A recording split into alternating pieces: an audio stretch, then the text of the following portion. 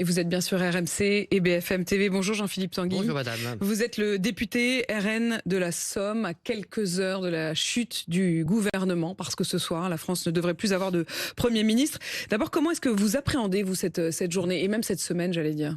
Mais comme un moment important, mais un moment de vérité, parce que finalement, les Françaises et les Français voient bien les conséquences de ce qui s'est passé aux dernières élections législatives, à savoir que des gens qui n'avaient en fait aucun projet politique, aucune proposition commune, de l'extrême gauche aux amis de Monsieur Wauquiez et de Monsieur Retailleau pour garder le pouvoir, n'avaient pas de projet commun pour gouverner, pour réformer la France. Et donc, on a perdu encore une année précieuse, une année d'endettement, une année de désordre régalien, avec des éléments extrêmement graves pour le pays, mais surtout un temps perdu. Et moi, je pense que chaque jour qui passe, c'est un jour perdu pour la France, tant qu'il n'y a pas un moyen politique de rompre avec le ces fait 50 de dernières années et donc de voter à l'Assemblée nationale. Le fait de faire chuter le gouvernement vous paraît une meilleure solution ?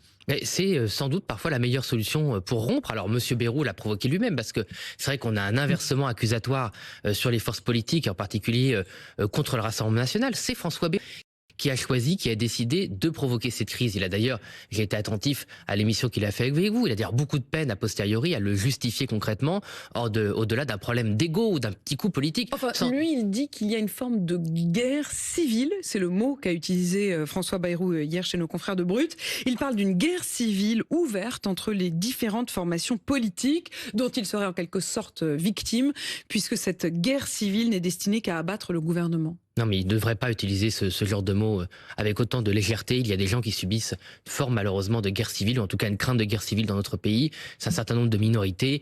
C'est les Français de confession juive qui, eux, évidemment, ont l'impression que la solidarité nationale et la cohésion n'existent plus, qui sont persécutés. Malheureusement, il y a d'autres minorités qui subissent cela aussi. C'est pas du tout Monsieur Bayrou qui est victime d'une guerre civile, et c'est lui qui devrait assurer cette cohésion nationale. Mais c'est un peu à l'image des macronistes qui ont le mot guerre à la bouche sans cesse, que d'Emmanuel Macron, le premier d'entre eux, à d'autres. J'entends encore Madame Pannier-Runacher qui, elle aussi, peut utiliser le mot guerre sans cesse pour se prévaloir d'un courage qu'ils n'ont pas, alors que malheureusement, la société se délite en face et qu'il y a une vraie guerre sur le continent. Et ils ne font rien malheureusement pour trouver la paix. Essayons de nous projeter. Jean-Philippe Tanguy, on a bien compris, vous ferez partie de ceux qui votaient contre la confiance du gouvernement. Tout à fait. Il n'aura donc pas la majorité pour rester. Ce soir, il sera contraint à la démission.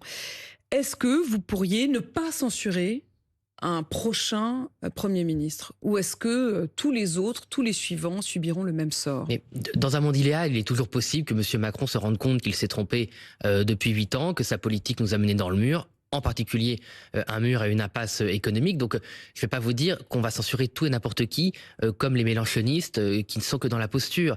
Mais je ne vais pas mentir aux Français. Il est extrêmement peu probable aujourd'hui que M. Macron soit capable de se réformer, se dépasser lui-même et nous propose une voie d'une réforme solidaire juste pour la France. Ça me paraît impossible. Mais bon, en théorie, oui, c'est possible. S'il y a ce soir ou demain matin, essayons de tirer le fil, un Premier ministre issu des rangs macronistes, est-ce que vous pourriez, par principe, lui donner une sorte de blanc-seing? C'est vraiment une question de politique qui est menée. Je sais que c'est par facilité, on choisit toujours le casting, les personnes.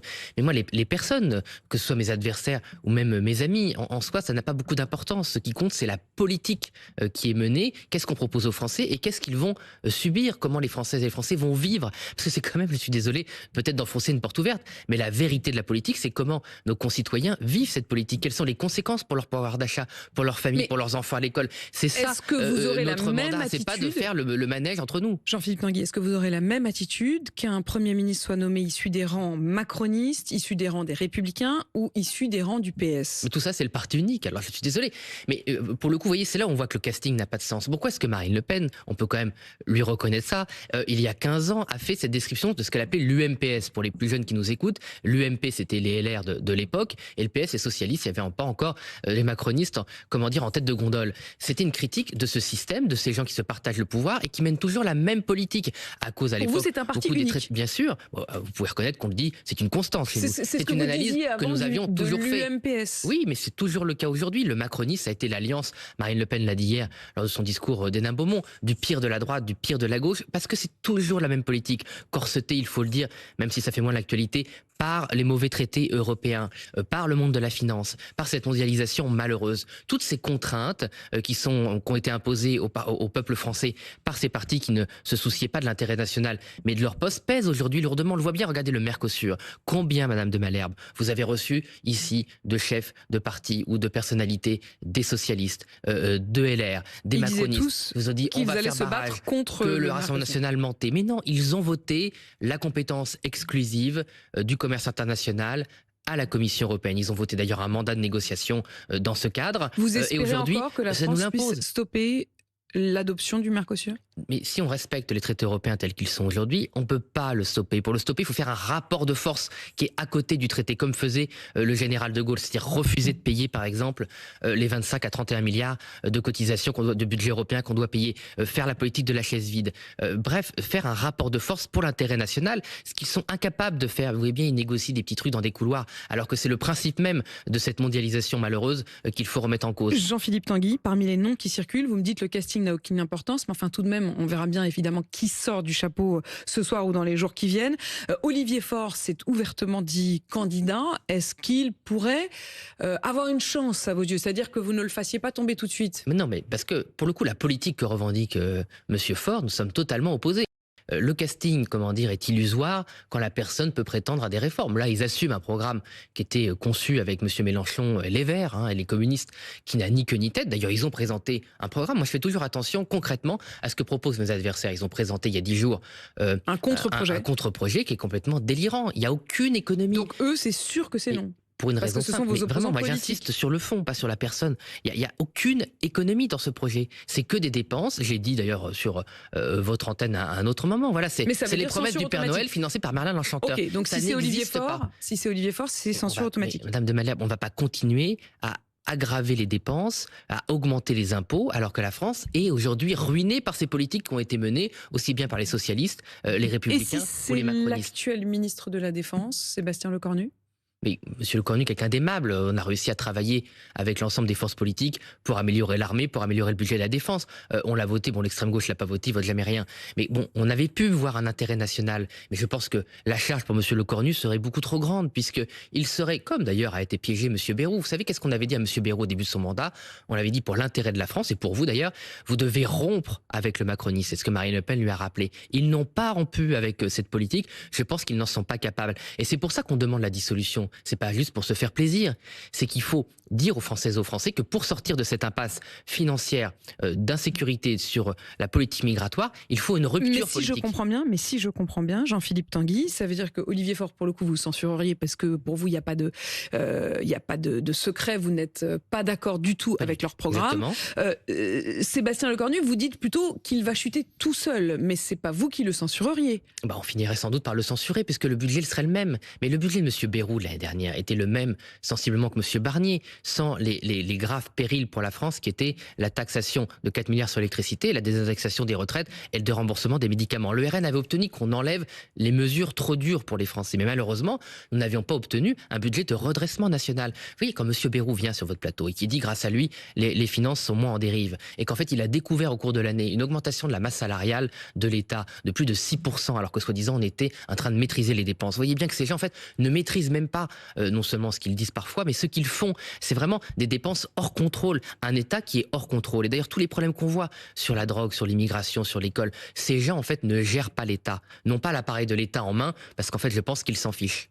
Jean-Philippe Tanguy, la question de l'union des droites. Sarah Knafo, qui était sur BFM TV hier, disait ce à quoi nous appelons, mais malheureusement aujourd'hui nous sommes un peu seuls, disait-elle. C'est une union des droites. Faire cette union, c'est dire quel est notre dénominateur commun. Oui, on a des différences avec LR, oui, on a des différences avec le RN, mais serions-nous capables de nous dire qu'il faut une plateforme commune avec quelques mesures d'intérêt général commun? Est-ce que vous dites oui? Et tout ça, ce sont des mots. Voilà, ça ne vaut pas plus que le parti unique. Il n'y en a pas un qui trouve grâce à vos yeux. Mais c'est pas ça. Mais excusez-moi, c'est pas une question de poser. Moi, je me suis engagé. Je vais devant mes électeurs chaque week-end en circonscription. Je ne veux pas les regarder dans les yeux et leur dire que je leur promets des choses qu'on ne fera pas. Voilà, Madame Knafo n'est pas d'accord pour rétablir la retraite à 62 ans, un modèle de justice fiscale, repenser l'équité fiscale, faire que les classes moyennes ne paient pas plus que les plus privilégiés, faire en sorte que l'État soit un État stratège. Ils ne sont pas d'accord avec cela. Elle est d'accord avec Monsieur Retailleau. D'ailleurs, si on avait suivi la logique de cette famille politique, eh bien, on serait avec le macronisme. Jean-Philippe Tanguy, mais dans le même temps, Jordan Bardella fait savoir qu'il a été reçu par Nicolas Sarkozy. C'est autre chose. Vous pouvez discuter avec les gens. Mais moi, vous serez peut-être surpris par le nombre de gens qu'on rencontre. Mais c'est normal de discuter avec les gens, d'échanger. Ce n'est pas être sur une ligne politique. Jordan Bardella, quand il était jeune, il aurait pu s'engager pour Nicolas Sarkozy qui avait tout trahi. Il s'est engagé pour Marine Le Pen qui défendait ses principes et ses valeurs face au sarkozysme qui a trahi.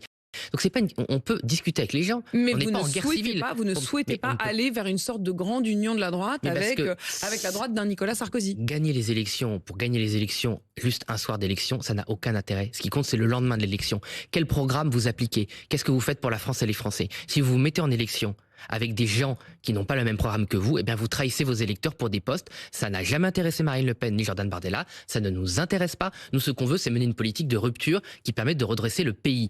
C'est sans doute plus difficile. Ça demande beaucoup de courage, mais on ne, variera pas de cette ligne. Moi, je ne veux pas un jour revenir devant mes électeurs et leur dire que je leur avais promis A et qu'on a fait B. Ça, je le laisse à mes adversaires politiques. Vous espérez une majorité absolue. Vous dites en tout cas que s'il y avait dissolution, vous êtes prêt. Et d'ailleurs, Sébastien Chenu, qui était à ce même micro la semaine dernière, disait qu'il estimait que la majorité absolue pour le RN était possible.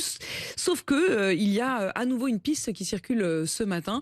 Le président pourrait être tenté d'annoncer un changement de moyen de voter, puisqu'il pourrait être tenté par la proportionnelle dès aujourd'hui, dès les jours qui viennent. Ça changerait quoi pour vous? Mais nous, on a toujours été favorables à la proportionnelle, car toutes les voix des Français doivent compter. Aujourd'hui, il y a des gens qui votent, ils ne sont pas représentés. On a toujours été favorable à cela. Vous savez, on l'a toujours demandé. D'ailleurs, M. Bayrou, au tout début, avait dit « je vais le mettre en place le plus rapidement possible ». Ça devait être au printemps, puis après c'était l'été, puis après c'est septembre, puis après c'était le budget. Donc c'était devenu l'objet d'un chantage assez sordide politique et pas une question de principe. Donc nous, sur la question de principe, on est toujours favorable. Vous êtes toujours favorable et vous souhaitez l'annonce d'une proportionnelle. Il n'y a aucune raison. Là, si ça sort du chapeau ce soir de l'Élysée. Il faut voir les modalités, évidemment. Mais laissez-moi croire, penser, ça fait... je sais pas, peut-être la 20e fois, c'est comme les référendums sans cesse promis par M. Macron, que la proportionnelle est promis par M. Macron, jamais mis en place, y compris quand il avait tous les pouvoirs pour le faire. Moi, ça me semble un moyen de gagner du temps. Et c'est là le vrai drame qu'on vit. Selon les calculs, la proportionnelle probablement ne vous permettrait pas d'avoir la majorité. Ça serait un autre paysage politique, tout serait différent. Donc c'est même pas une question de savoir si on le sera ou pas, nous on l'a toujours été pour, et y compris encore très récemment, et on le sera toujours, y compris si ça nous était défavorable. Vous voyez, Marine Le Pen, elle l'a dit très bien elle-même, elle est capable de sacrifier son mandat parlementaire pour une dissolution, pour une rupture. Pardon, c'est pas elle qui le sacrifie. Mais qui le fait? Si, parce qu'elle revendique cette dissolution. Elle n'est plus éligible au moment où on se parle. Non mais très bien, mais déjà, justice sera faite pour Marine Le Pen, mais à court terme, elle sacrifie son mandat. C'est d'ailleurs pour ça que M. Bayrou a fait cette erreur, et vous le savez très bien, tout le petit monde parisien le sait, j'en fais partie, que M. Bayrou a cru que Marine Le Pen était désarmée par cette mauvaise condamnation judiciaire. Elle ne l'est pas, car elle n'a que l'intérêt national. Mais je précise que ce sera à suivre évidemment en direct tout à l'heure, puisqu'à 13h30, la date du procès en appel de Marine Le Pen devrait être connue. Vous espérez que ça tombe vite? On verra. Moi, c'est Marine Le Pen qui décidera de la meilleure stratégie judiciaire. Vous savez, pourquoi il veut gagner du temps, M. Macron? Parce que le temps qui est gagné pour lui est perdu pour la France. Donc ces gens ne pensent qu'à gagner du temps pour préserver leurs petits intérêts, et la France perd, elle, un temps précieux. Donc pour faire gagner la France, il est vraiment important de revenir devant les urnes. C'est toujours la même méthode. Avant, c'était les Jeux Olympiques. Là, ce sera peut-être la proportionnelle. Il y a toujours une espèce de prétexte pour que M. Macron ne prenne pas ses responsabilités face aux Français. Et il est grand temps qu'on puisse se ressaisir et que les Français soient appelés aux urnes, pas seulement pour sanctionner M. Macron, pour choisir une autre politique. 3 dates ensuite, le 10 septembre, le 18 septembre, et puis vendredi aussi la note de Fitch, l'agence de notation de la dette, qui pourrait dégrader la note de la France. Le 10 septembre, vous imaginez une France bloquée? Est-ce que vous pouvez entendre la colère des Français? Bien sûr qu'on entend la colère des Français. Le blocage, ça veut dire beaucoup de choses. J'entendais M. Retailleau qui insultait les Françaises et les Français qui voulaient manifester, montrer leur colère, et le fait qu'ils n'arrivent pas à vivre. Il les insultait d'après vous? Oui, il a dit que c'était idiot ou stupide, je ne sais plus, de bloquer le pays. Mais bloquer le pays, ça veut rien dire. Évidemment, les violences sont inacceptables, et je ne pense pas que ce soit le but de la France qui travaille, de casser leur propre pays, qui a le prix, ils paient par leurs impôts. Voilà, donc évidemment, il faut que ce mouvement se débarrasse de tous les nervis minoritaires qui pourraient être violents, des black blocs, de l'infiltration de l'extrême gauche. Il faut que ce mouvement s'en saisisse, et c'est à eux de le faire. Mais Cette colère, elle existe. D'ailleurs, sans doute a-t-elle Mais vous été ne serez anticipée. pas à leur côté, on est bien Nous d'accord. n'avons jamais essayé de manipuler des manifestations, qu'elles nous soient favorables ou Vous défavorables. estimez qu'LFI manipule ? Bien sûr qu'ils manipulent. Bon, c'est gros comme une maison. Il faut laisser les Françaises et les Français libres de leurs actes, libres de leurs pensées. Et c'est important, si vous voulez, d'avoir aussi cette humilité. Mais d'ailleurs, ça dit tout des forces politiques. Les forces politiques qui cherchent toujours à manipuler les mouvements sociaux, que ce soit pour la retraite ou aujourd'hui pour la colère, c'est toujours des gens finalement qui méprisent les Françaises et les Français, qui pensent qu'ils ne peuvent pas penser et agir seuls. Nous, on respecte, l'autonomie de chaque Français et chaque Français. Jean-Philippe Tanguy, il y aura aussi la date du 18 septembre. Là, pour le coup, c'est les organisations syndicales qui, de manière plus classique, j'allais dire, appellent non seulement à la manifestation, mais à des grèves dans pratiquement tous les secteurs. Est-ce que ça aussi, vous le comprenez ? Mais bien sûr qu'il faut toujours comprendre un mouvement social. Ça sert à rien de le condamner a priori ou ne pas chercher à savoir pourquoi des gens qui travaillent vont se priver d'un jour de salaire. Parce que moi, je vois beaucoup de gens qui font des commentaires, qui se rendent pas compte qu'une grève, c'est une privation de salaire. Alors, il y en a qui s'arrangent, mais il y en a qui s'arrangent pas. Et c'est un sacrifice pour eux. Donc, pourquoi des gens qui ont déjà du mal à joindre les deux bouts font le sacrifice d'une journée de salaire? C'est qu'ils sentent que le travail ne paie pas assez, qu'ils sont inquiets pour le modèle social, que contrairement à la propagande macroniste, les usines ferment. Il y a beaucoup de licenciements au sein des sites industriels. La situation économique est très mauvaise, des records, de faillite sur tout le territoire. Donc il est normal que les gens s'inquiètent. Quelle réponse leur a apporté? Malheureusement, ces organisations syndicales sont toujours à soutenir à la fin M. Macron. Et ça, je le regrette parce que ce sont des gens qui trompent les travailleurs et que la vraie rupture et la vraie défense du modèle social, c'est évidemment le vote pour Marine Le Pen et Jordan. Vous êtes, Jean-Philippe Tanguy, le monsieur économie, comme on dit, du RN. Est-ce que ça vous inquiète, la dégradation de la note de la France qui est quasi annoncée pour vendredi? Oui, ça m'inquiète parce qu'on peut passer dans une note qui fait que, c'est un peu technique, un certain nombre de fonds, de gens qui ont de sources de financement pourraient ne plus avoir le droit, en fait, de souscrire de la dette française. Parce qu'à partir du moment où vous baissez d'un niveau de confiance, par exemple pour les fonds de pension des retraités, vous ne pouvez plus, si vous voulez dire, ces fonds ne peuvent pas investir dans de la dette risquée. Donc si la note de la France fait passer la France dans un actif risqué, eh bien on perdrait beaucoup de sources de financement et là, le taux d'intérêt deviendrait effectivement très important, encore plus important, et on passerait les 100 milliards d'intérêts par an à honorer. Donc la situation effectivement est très grave, mais c'est pas la censure qui provoque cette situation, ce sont les fondamentaux financiers et économiques de la France, c'est les 3300 milliards de dettes, et je rappelle qu'il n'y a pas un euro de dette liée à une dépense du Rassemblement national. Jean-Philippe Tanguy, Thomas Legrand et Patrick Cohen ont été filmés à leur insu alors qu'ils étaient dans un café avec deux responsables du Parti socialiste et qu'ils évoquaient la question de la stratégie du parti. Thomas Legrand a été suspendu par la radio France Inter. Est-ce que sur la méthode, vous jugez que c'est acceptable? La méthode est sans doute, est critiquable, mais quand ça a touché les autres, ils n'ont pas défendu de principe, vous voyez. C'est pour ça que Marine Le Pen défend toujours, depuis qu'elle est engagée en politique, des principes qui concernent à la fois ses amis et ses adversaires. Si vous défendez seulement des principes pour vos amis, et si vous accablez vos adversaires quand ça vous arrange, eh bien vous êtes nus le jour où ça vous arrive. Donc ces gens qui se sont un peu proclamés être les papes de la pensée unique, mais surtout les papes du journalisme, se retrouvent coincés parce que quand, par exemple, M. Aquili, qui avait été, licencié de Radio France parce que soi-disant il avait pris un verre et il avait peut-être discuté d'un livre qu'aurait pu écrire Jordan Bardella, alors qu'il y a des dizaines de livres politiques qui ont été écrits par des journalistes sur d'autres personnalités politiques, lui il a été lynché et personne l'a défendu. Donc voilà, tout ça, donc c'est la faute de gens. De fait, Thomas Legrand a été suspendu. Oui, mais pas M. Cohen. Mais moi, je suis pas pour les têtes sur les pics. Moi, ça m'intéresse pas. Vous ne demandez pas la suspension de M. Cohen. C'est pas mon rôle. Moi, mon rôle, chacun prendra ses responsabilités. Ce que je constate, c'est qu'il y a deux poids, deux mesures, et on l'a vécu aux dernières élections. C'est que quand vous avez une pensée nationale, puisque Thomas Legrand a lui aussi été suspendu.